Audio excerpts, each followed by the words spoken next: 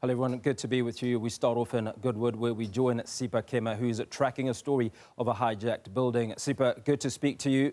Just walk us through what's transpired, when was this building hijacked and what has been the reaction by the police?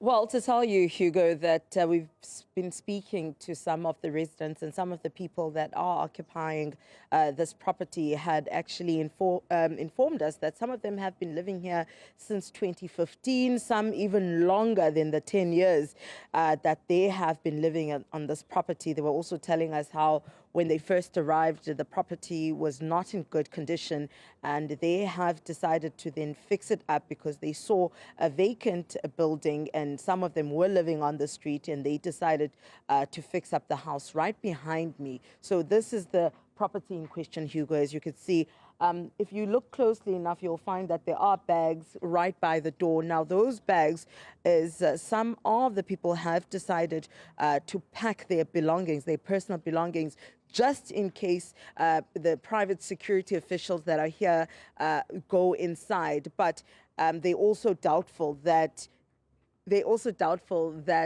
they will be moved today. And the reason for that, it seems as though the eviction process has been put on pause for now. When we spoke to the department just to ask about the process and what's expected, they told us that the notice that was issued, which I had read earlier on, expires after midnight. So should they not vacate the premises just a minute after midnight, the Department of Public Works, which is the one carrying out the evictions, will then go to court to follow a legal process. Now, we do know that as we've spoken to some of the people here, they say that they haven't been offered alternative accommodation. Now, this is where I'm going to bring in Buhle Booi from Ndifuna Ukwazi. Thank you so much, Buhle, for speaking to us. Now, as far as we know or hear from the people that are currently being evicted here, is that they have not yet been offered alternative accommodation. So what happens during this process, Buhle? No, thanks, Sipe. I think what is important is that we must contextualize what is happening here.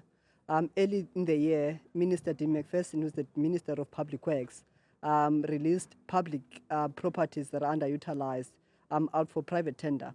Now, that's very problematic that in the middle of a housing crisis, that the department is issuing out private tender for these properties. We can't be having properties, public assets, going to the highest bidder when we're in the middle of a housing crisis. So part of what we're saying as an organization is that that tender process must be revoked because GIAMA requires that state assets must be used for service delivery.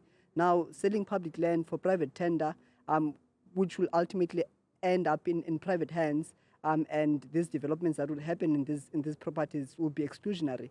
So I'm fundamentally opposed to that, and as a result, we'll be engaging in a process to get that tender process to be revoked and get people to sign a petition telling McPherson that these sites must remain in public hands because public land should be used for its social value. And this is the same case with this particular property that we have here, that you'd know that this property, after the property owner deceased, were told that in their lease, they said that the property must be used by subs.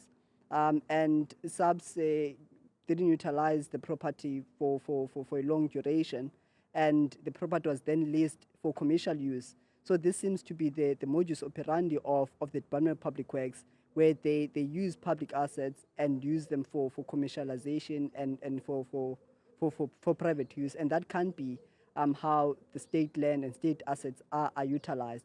Now, in the context of then the eviction process that we're dealing with here, we know that the Minister Zikalala was here yesterday under what he calls Operation Bring Back, to say that properties that are occupied must be brought back to the department. Now, what he said here yesterday was that people that are living in this property must vacate by Sunday. That was an instruction. Now, that's an unlawful instruction that is given by the minister because there is no court order. What the community has received here, the families have received here, is a notice to vacate. Now, a notice to vacate is not an order of the court. It cannot be used as a basis of giving people an instruction to leave, especially when people do not have an alternative accommodation. So part of what must happen next is that the people will not live here. We've had a community consultation, and we told people their rights, that they're under no obligation to vacate the property if there is no court order. That's a golden rule, and equally engaged with the private security that is here, and gotten to an understanding that they must not carry out an illegal instruction of evicting people without an order of the court, because what is there is a notice to vacate. So the Department of Public Works must go to court so that the matter is ventilated there, so that the judge is able to look at the personal circumstances of the people that are here.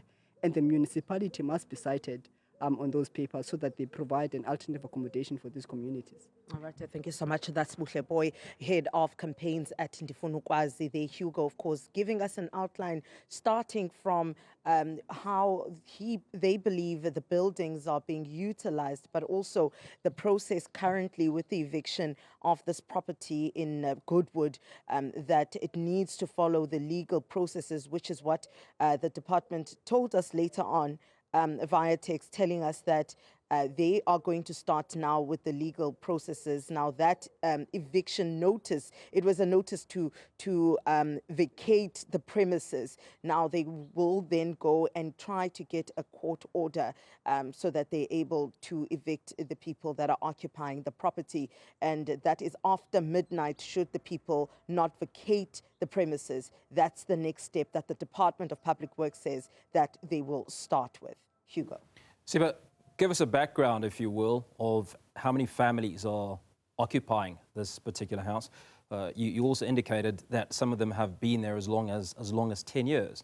Now, what we understand from the individual that you interviewed moments ago is that this property was given to SAPS.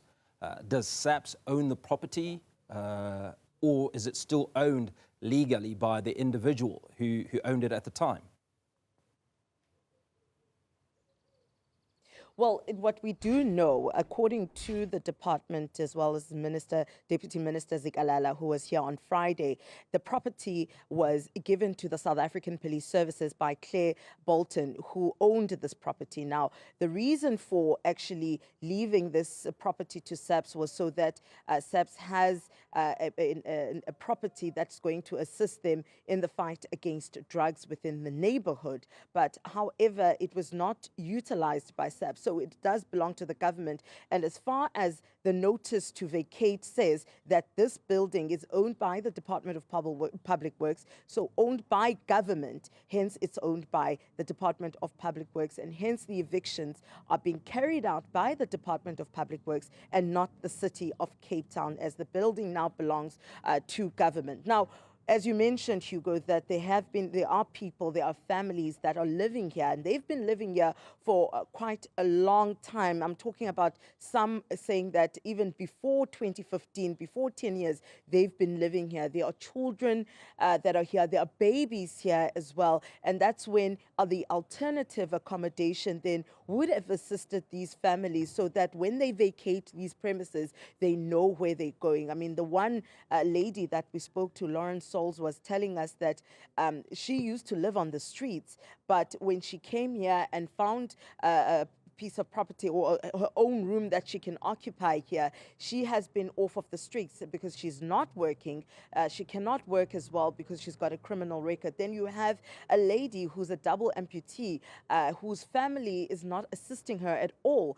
The only way, other than her disability grant, the other way that she's getting money is by standing on the street corner by a corner shop nearby and asking people for loose change. And you can imagine, Hugo, how much money that is a month. It won't be enough for rent. Going to a shelter is not ideal or conducive for her because both her legs, as I mentioned, she's a double amputee, so she will need caring. She will need people that will assist her. Currently, her son that's living with her here is assisting her, but her son is young. Her son should be in school as well, but is only here to assist the mother. You've got people that are not working. They've got babies. They've got children that are living here. So for them, this accommodation is the only option other than the street or shelter. But unfortunately, some shelters are not conducive for families, because you have people, entire families living here, children, mothers and fathers together occupying rooms here. But we were also informed, Hugo, by some of the people that they don't pay rent. Instead, what they do is a contribution where then they for the upkeep of this house to ensure that they maintain the house and they're able to take care of it as well. Siba, it certainly sounds like a humanitarian crisis about to unfold, but we thank you for that update, and we'll continue to keep tabs on that story.